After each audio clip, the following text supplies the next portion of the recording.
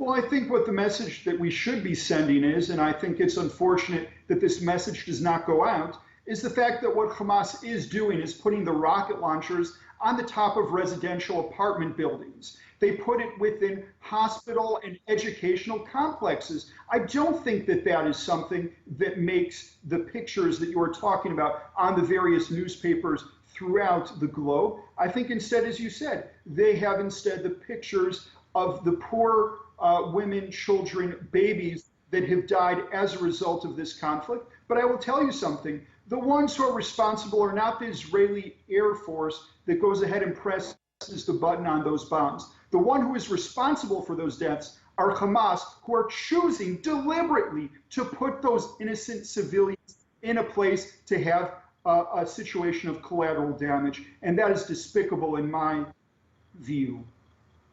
First, I think it's important to respond to the lies that were told by your other guest.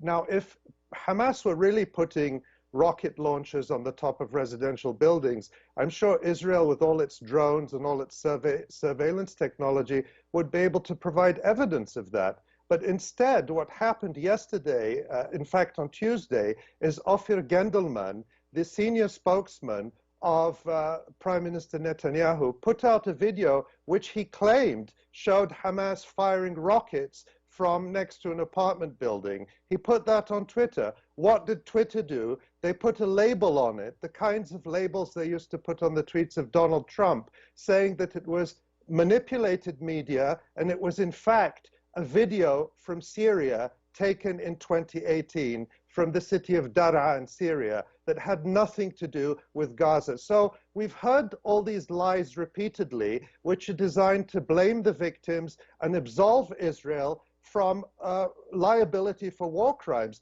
And if it were true that Hamas were placing civilians in harm's way, Israel would still be responsible legally for knowingly attacking sites where many civilians were present. So this is a lie that we hear repeated constantly.